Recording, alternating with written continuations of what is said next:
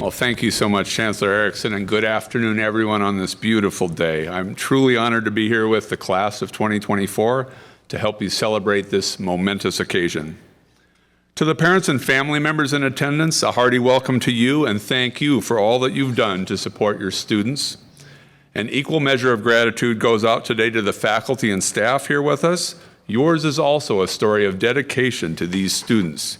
This individualized attention that faculty and staff provide to students is one of the hallmarks of a Morris education. This is a special university in a great community in a beautiful region, but not everybody knows that. In the early 2000s, my family lived in the Wilmer area, just an hour down the road from here. We would occasionally travel here for sporting events, band competitions, and the like, but to be honest, I knew very little about the Morris campus. Flash forward to these last 11 months with multiple visits here, and well, I've been enlightened. It doesn't take long before you get the feel of this place, the really deep connections here. It's diverse, it's unique, and it's a treasure of the University of Minnesota system. Someday when you look back on your accomplishments, you'll clearly remember the first part of this decade. You've made it through college in life-changing, challenging, even traumatic years turned upside down by the COVID pandemic. As was mentioned earlier, a good portion of you were in high school class of 2020, and I'm guessing your graduation ceremonies were either canceled or altered dramatically. I also understand that here, during COVID times, you experienced the grid of 6-foot squares painted on the mall to drive home social distancing. And I understand the University of Minnesota Morris had its own key of measures for acceptable distancing. You could apparently choose among the wingspan of 1 Simone, 1 cow's length, or the length of 9 Twizzlers, 18 Snicker bars, 35 Reese's peanut butter cups, or 36 Peeps. Once life on campus returned mostly to normal, you shared many campus activities and experiences. Here's a partial list that I was provided. Playing laser tag in the lower level of the library. Comedian Whitney Cummings' 45 minutes of comedy followed by 45 minutes of self-help advice. Axe throwing. Yoga with plants. The inauguration of Chancellor Erickson, complete with food trucks. And of course, Archie, the public safety's campus therapy dog.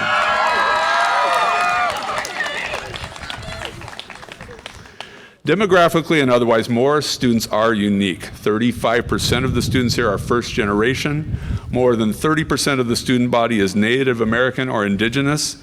That adds up to 343 Native American students representing 68 tribal nations.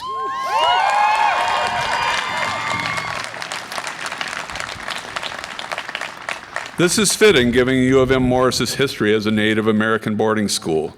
Morris tries its best to acknowledge that unfortunate history. Last fall, it held the 5th annual healing ceremony on campus in recognition of the students who attended Morris Industrial School for Indians. More than half of the students here participate in undergraduate research with faculty. That compares to only 34% nationally. And then there's this campus itself, ever innovative, ever pressing forward. You are the home of the Morris model, and embedded in that is an unceasing and unparalleled dedication to sustainability. I mean, it started with your twin wind turbines at Bert and Ernie, the signature sentinels on the prairie, but this campus's sustainability initiatives have grown much deeper, multi-layered, and are quite creative. There are the many solar arrays, the Green Prairie Community Dorm, the biomass gasification facility, even green theater. This beautiful, sustainable campus gives students the space to be themselves, follow their passions, and find their purpose. UM Morris has also launched Degree in 3 in more than 30 majors for students who wish to complete their BAs in 3 years. The size of your graduating class means that many of you have coupled your studies with extracurricular activities. A lot of you are theater majors, green and seasoned. A good portion of you have been student athletes as well, and I understand this past year has been noteworthy for Cougar athletics. The women's basketball team won the UMAC tournament championship, advancing to the NCAA Division III playoffs.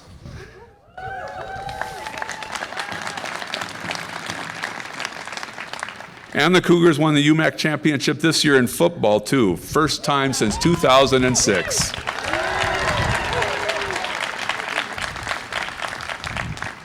I've been honored over the past year to be the interim leader of the University of Minnesota system with 5 strong and very unique campuses. I've had the chance to come here a number of times, including for the inauguration of Janet Trunk-Erickson as the UM Morris Chancellor. I've really enjoyed getting to know Chancellor Erickson as a colleague and as a friend, and I think she's the perfect leader for this university. I do want to tell one quick story about Chancellor Erickson. In late February, on U of M Day at the Capitol, I was scheduled to testify at the House Higher Education Committee. I asked the Chancellor if she'd mind speaking if the conversation turned to budget and enrollment at a greater Minnesota campus. She agreed, and she wound up answering a bunch of tough questions. I later learned that she had never testified at the legislature before at all, yet she absolutely knocked it out of the park. To me, that's a quintessential Morris quality, to be versatile, to be hands-on, and to be ready to go when the moment requires it. Indeed, I think Morris graduates are career flexible and are well positioned for what comes next. As Janet was nice enough to mention, I've had the opportunity in my career to serve in leadership roles at a major corporation, at a nonprofit foundation, and now this great university. And when I think about your experience here at Morris, hands-on, familiar with collaboration, tied to the community, well, that is the type of background that should be of value in multiple future careers. I'd like to share just one quick example from earlier in my career that I hope illustrates the value of bringing a wide variety of skills and experiences to your work. I joined Hormel Foods in 1990 as an attorney in the law department. I was given an opportunity a few years later to move into a new area, marketing. At that time, all of the company's marketers had come from the sales field. I'm sure some folks thought, what is this lawyer doing in the marketing department? I certainly did devote time to working closely with the professionals in the sales field to shore up this weak spot on my resume. But I also found that I had the benefit of having worked with just about everyone in the corporate office in my 5.5 years in the law department versus people in sales who might have been stationed in New Orleans or Buffalo. This proved to be a significant advantage as I served with many others on collaborative projects. I urge you to do the same. Draw from your full experience here at Morris and beyond, wherever your career path takes you. Graduates, what comes next? Well, that's up to you. There is a poem by Robert Frost you may have read that ends with the following lines. 2 roads diverged in a wood, and I took the one less traveled by, and that has made all the difference. Now, this meaning may seem clear on the surface as a celebration of being bold and independent, as you were when you selected Morris. But the title of the poem is actually The Road Not Taken, and it starts with these lines.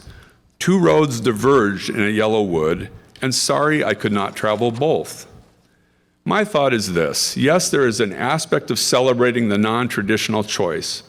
But every bit as important as choosing a given path is what you do once you embark upon that path. For you Cougar graduates, you have become part of UM Morris, and Morris has become part of you, and that indeed has made all the difference. UM Morris class of 2024, I offer you my deepest congratulations. Thank you.